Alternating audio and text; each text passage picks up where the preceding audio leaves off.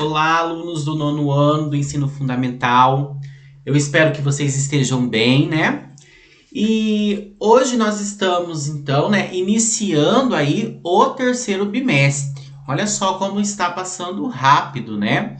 E como vocês viram, as nossas aulas elas ainda irão continuar de forma remota devido ainda à questão, né, do coronavírus. Então, vocês viram que no nosso estado agora ele está em alerta vermelha, né? Então, nós ainda não temos condições de retornarmos às nossas aulas presenciais. Então, é extremamente importante, né, que vocês estejam assistindo a todas as nossas aulas, né? Estão sendo gravadas aí com muito carinho, que vocês façam a leitura do material que é proposto, né, referente àquela temática que está sendo trabalhada, e que vocês façam também as atividades. Não só pela questão da nota, mas também pela questão do conhecimento, né, que vocês vão adquirindo através desses estudos, tá bom? Então, nós vamos continuar ainda com aquele atendimento através do WhatsApp, né, e também da plataforma do YouTube. E quando vocês tiverem alguma dúvida, algum questionamento, até mesmo alguma contribuição, vocês podem estar mandando mensagem no meu número privado, né? Que eu vou estar aí atendendo a cada um de vocês, tá certo?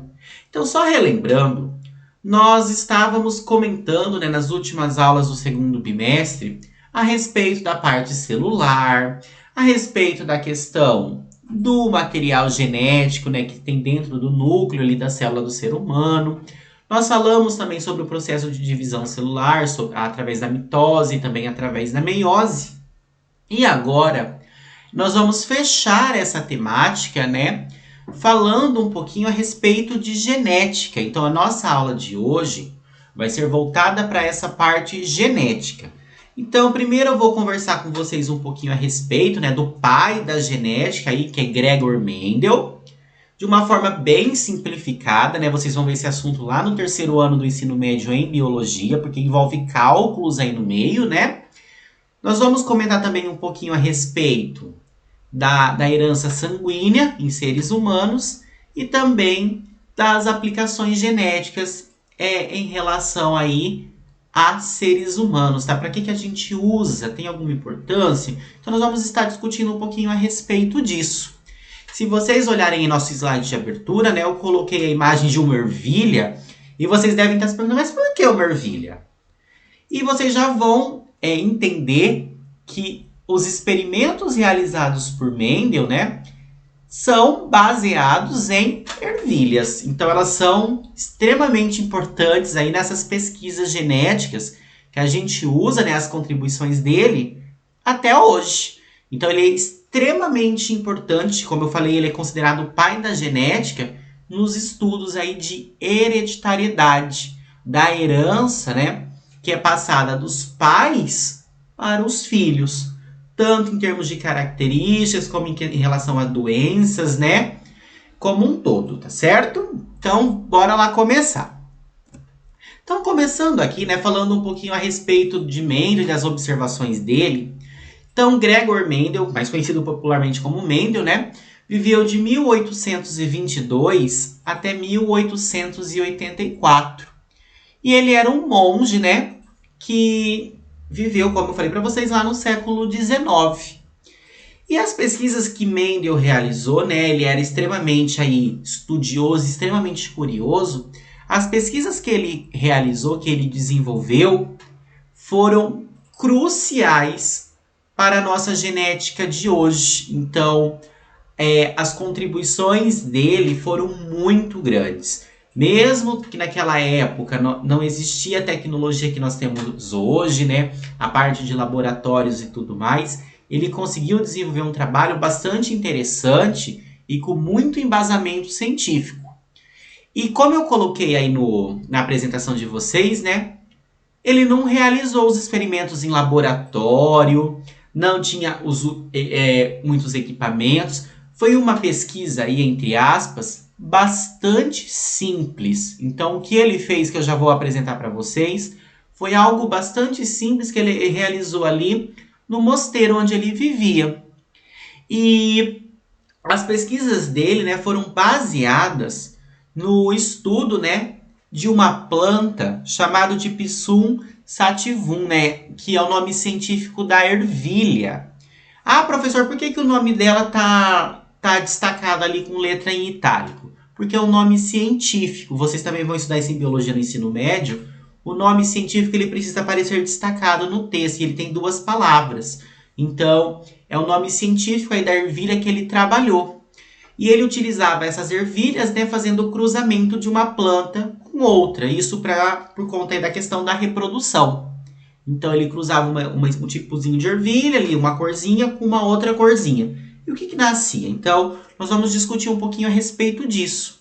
E através desses cruzamentos com essas ervilhas, né, ele pôde compreender a hereditariedade, tá certo? E daí essa hereditariedade se estende a animais, inclusive o próprio ser humano, tá bom? Então nós temos aqui o experimento que ele fez. Como que ele fazia o cruzamento, né? Já que nós estamos falando de um teste. Então ele não podia deixar lá a plantinha na natureza se reproduzir sozinha. Ele precisava controlar essa reprodução, tá certo?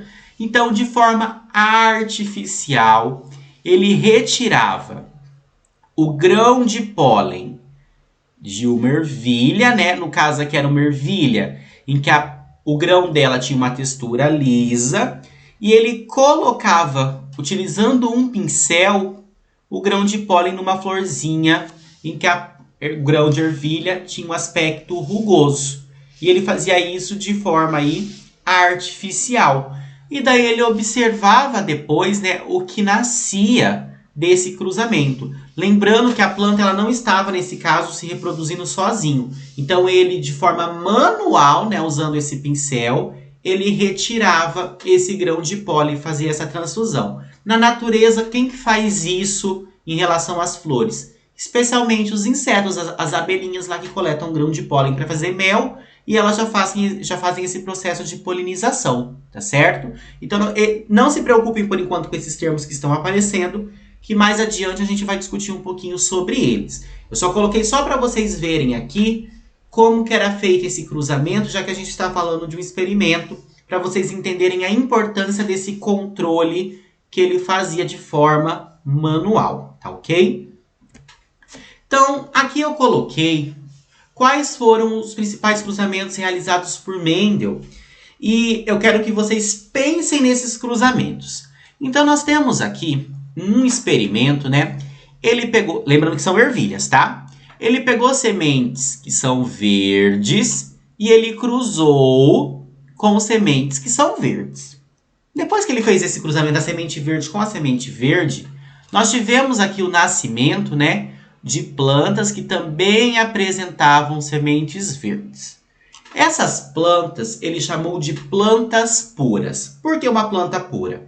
Porque ele cruzou a planta verde com a planta verde, né? E nasceu a planta verde. Depois ele pegou uma outra variedade que tinha sementes amarelas. Então ele pegou essa variedade amarela, né? Cruzou com outra variedade também amarela. E ele observou no nascimento aqui que as sementes eram amarelas, que ele também chamou de plantas puras. Pura por quê? Porque foi cruzada a planta amarela com a planta amarela e nasceu amarelo. A cor se manteve, no caso é a cor do grão da ervilha. O que ele fez depois? Ele pegou essas plantas puras, tanto a verde como a amarela, e ele cruzou uma com a outra. Então, ele pegou a plantinha com a semente verde, né? Desse primeiro cruzamento aqui. E ele cruzou essa plantinha com a semente verde com a plantinha de sementes amarelas. E daí, o que era esperado, né? Se ele cruzou o verde com o amarelo, teria que nascer as duas variedades. Porque tinha a planta verde, tinha a planta amarela. Só que não foi isso que aconteceu. Ele observou que desse cruzamento das sementes verdes com as amarelas, nasceram somente sementes amarelas. As verdes desapareceram. E isso deixou ele um tanto intrigado. Por quê? Como eu cruzei planta verde com planta amarela e nasceu só a amarela? O que aconteceu com a verde? E daí ele fez um quarto experimento. Então ele fez o que a gente chama de autofecundação. O que é autofecundação? Ele pegou as sementinhas amarelas que nasceram aqui e cruzou com elas mesmas. Isso a gente chama de autofecundação. Então ele pegou a semente amarela que nasceu e cruzou com outra semente amarela que também havia nascido ali naquele mesmo cruzamento. E o que aconteceu quando ele fez isso? Nasceram sementes amarelas e a verde voltou a aparecer. Então, com base nisso, ele já começou a fazer os primeiros questionamentos, as primeiras suposições. Então, reparem que aqui no terceiro cruzamento, né, da semente verde com amarela, nasceu só a amarela. Mas quando ele pegou a amarela e cruzou com ela mesma, a verde voltou a aparecer, juntamente com a semente amarela, certo? Então, eu coloquei aqui o esqueminha do que foi feito, tá certo? Então, aqui nós temos a semente verde, né, que foi cruzado com a semente amarela. Esqueçam as letrinhas que estão embaixo por enquanto. Então, desse cruzamento, nasceu só sementes amarelas. Ele pegou essa semente amarela e fez a autofecundação, ela com ela mesma. E aqui nasceu as sementes amarelas e também nasceu sementinhas verdes. Bem legal, né? Bem interessante. E daí nós temos as conclusões de Mendel em relação a isso. E essas conclusões a gente usa até hoje, né? Inclusive para características dos seres humanos. Então, os fatores que são hereditários, né? As coisas que são herdadas, a gente chama de alelos. Então, no ser humano, exemplo, alelo para a cor do olho. O olho pode ser preto, ele pode ser castanho, ele pode ser verde, ele pode ser azul. Alelo para a cor da pele. A cor da pele pode ser branca, a cor da pele pode ser negra, pode ser pardo. Então, são os alelos ali para a cor da pele. Para a cor do cabelo, para o aspecto do cabelo, para a doença X, por exemplo. Então, isso são chamados de alelos. No caso do experimento dele, né, os genes, aí, os alelos, foram para a cor da semente. Que a gente viu que tinha 2 tipos de alelo. O alelo ele podia ser amarelo ou o alelo podia ser verde. E as sementes amarelas, ele colocou como genes dominantes. Por que foi gene dominante? Dominante no sentido de dominar. Então, o que aconteceu?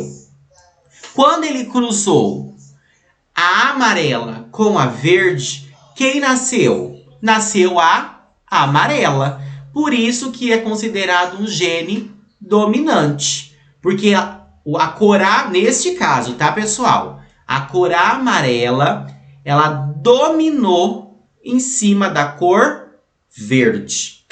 Então, quando a gente tem genes dominantes, a gente utiliza letras maiúsculas para representar, tá ok? Então, gene dominante utilizando letras maiúsculas. As sementes verdes são chamados de genes recessivos. Por quê? Porque quando foi cruzado o verde com o amarelo, o verde desapareceu. Então, ele seria, entre aspas, aí, mais fraco. Então, a gente representa por letras minúsculas, tá certo? Extremamente importante, tá? Esse gene dominante, esse gene recessivo.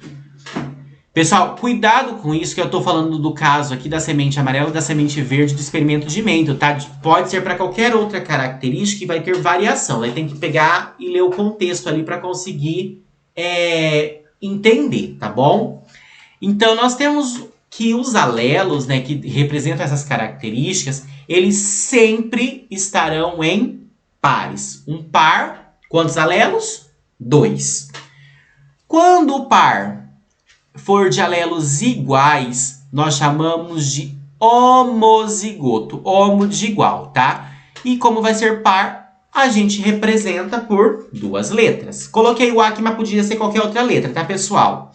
Então, nós temos aqui, ó, genes dominantes. Azão, azão. Ah, por que é dominante, professor? Porque a letra está maiúscula. Ou azinho, azinho. Por que está minúsculo? Porque são genes recessivos. E por que são homozigotos? Porque aqui o par está igual, né? Azão, azão. E aqui também está igual, azinho, azinho. Quando o par for com alelos diferentes, nós vamos chamar de heterozigoto. Então, o heterozigoto, nesse caso, vai ser azão, azinho. Apesar de ser tudo A, né? Nós temos um A maiúsculo e nós temos um A minúsculo, tá certo? Então, esses termos são extremamente importantes de vocês guardarem, porque eles são muito utilizados aí dentro da genética, tá bom? Agora, falando um pouquinho, né? Vocês viram que o slide mudou de cor, que eu mudei um pouquinho a temática. Agora nós temos aí a questão da hereditariedade humana, tá? A gente vai trabalhar um tema bastante importante aqui dentro. Então, hereditariedade, né, é um modo pelo qual as características genéticas, né, são transmitidas de uma geração para outra. Como eu falei para vocês, né, quais são essas características? Cor do olho, cor do cabelo, o aspecto, né? Algumas doenças genéticas, como por exemplo, a síndrome de Down. Então, é como essas características, elas são transmitidas, né, de pai para filho. Isso a gente chama de hereditariedade, tá bom?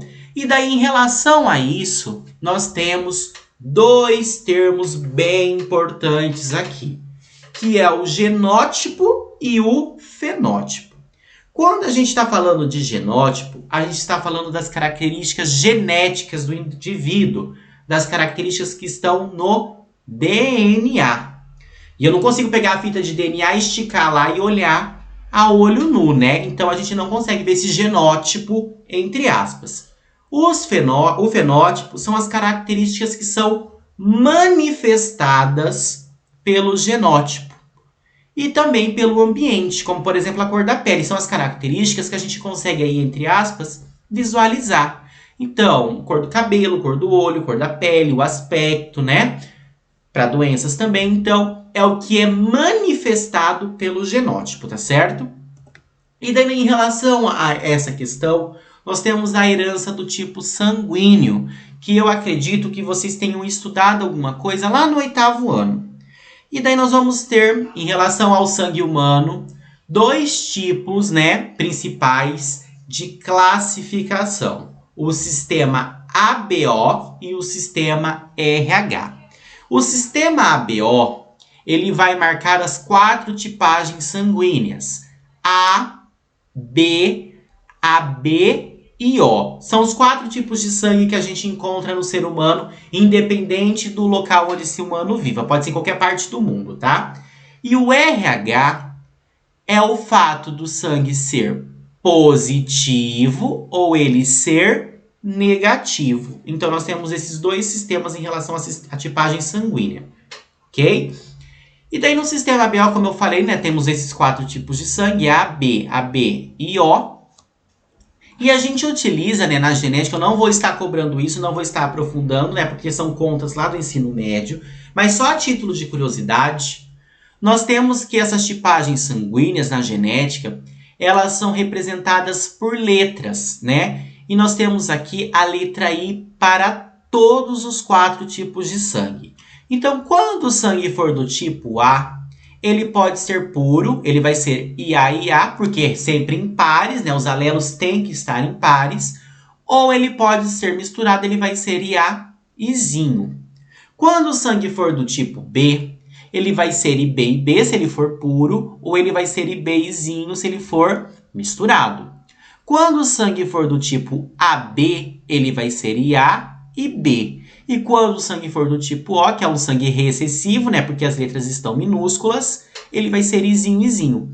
Reparem que no sangue A e no sangue B tem a presença desse Izinho, mas ele não se manifesta pelo fato de ser recessivo.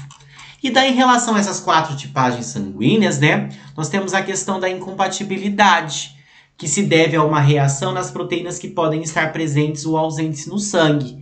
E isso pode, inclusive, levar o indivíduo à morte se ele receber um sangue que não é compatível com a tipagem dele, tá ok? Então, eu coloquei aqui a tabelinha de doações. Então, o sangue do tipo O, ele doa para ele mesmo, doa para A, doa para B e doa para AB. O sangue do tipo O é considerado o doador universal. O sangue do tipo AB, ele só doa para ele mesmo, né? Mas ele recebe sangue do tipo A, recebe sangue do tipo B e recebe sangue do tipo O também. Ele recebe todos os tipos de sangue, então ele é considerado receptor universal. O sangue do tipo A doa para ele mesmo, né? E recebe também sangue do tipo O.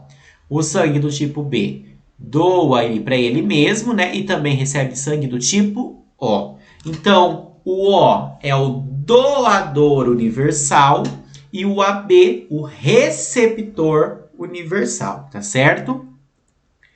E daí nós temos o sistema RH, né? Que é o fato do sangue ser positivo ou negativo. Então, foram feitas pesquisas com um tipo de macaco chamado de Rhesus, né? Por isso o nome fator RH, em homenagem a ele, que descobriram, né, a existência de outra proteína na hemácia do sangue, chamada de fator RH. As pessoas que têm essa proteína, elas vão ser RH positivo. Então, ela pode ser A positivo, B positivo, AB positivo ou O positivo. E as pessoas que não têm essa proteína no sangue, elas são denominadas RH negativas. Então, ela pode ser A negativo, B negativo, AB negativo e O negativo. Se uma pessoa que tem sangue positivo, agora esqueçam A, B e O, tá? Se uma pessoa que tem sangue positivo receber sangue negativo, não tem problema. Mas se uma pessoa que tem o sangue negativo recebe o sangue positivo, pode ocorrer uma aglutinação, né? Como se fosse uma trombose. E isso pode causar algum problema de saúde, inclusive levar a pessoa à morte, tá bom? Então, tem que tomar bastante cuidado em relação a essa parte das transfusões. Então, eu coloquei aqui as tabelinhas, tá? Então, o sangue do tipo A, por exemplo, o A positivo, ele doa para A positivo e A B positivo. E ele recebe do A positivo, do A negativo, do O positivo e do O negativo. Eu quero que vocês observem o AB e o O.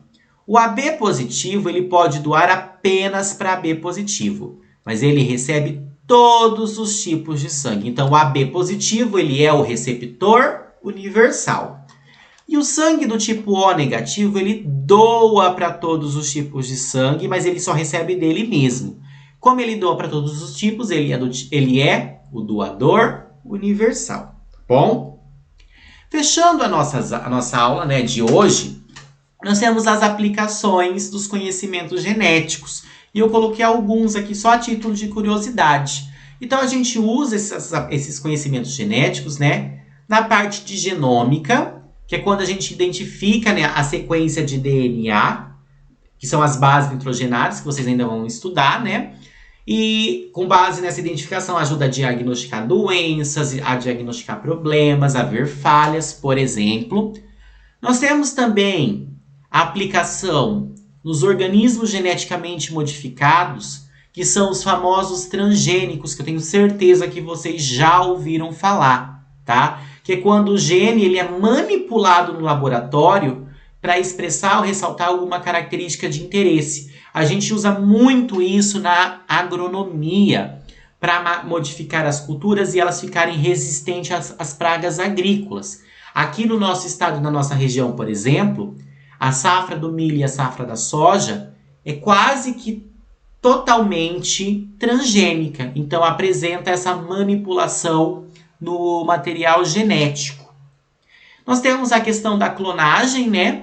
Que é a geração de um indivíduo, que vai ser chamado de clone, que ele vai ser geneticamente idêntico à célula que o originou. E nós temos a terapia gênica, né? Que ajuda a curar ou a prevenir doenças genéticas através da manipulação do material genético do paciente. Então, repare que tem várias aplicações aí relacionadas a esses conhecimentos genéticos. E daí, em relação ao transgênico, nós temos muitas polêmicas, que é aquela questão: será que esse alimento que foi modificado em laboratório, ele pode causar algum problema na saúde? Pode causar algum tipo de doença em seres humanos? Fica esse questionamento aí para vocês pensarem um pouquinho, bem? Então eu espero que vocês tenham gostado da nossa aula de hoje, né? É um tema um pouquinho mais complicado. Caso fique alguma dúvida, vocês podem estar entrando em contato comigo, tá? Não deixem de assistir a aula e não deixem de fazer as atividades, tudo bem? Do mais, então, né? Tenham uma excelente semana, um excelente terceiro bimestre, né? E bons estudos a todos. Até logo. Tchau, tchau.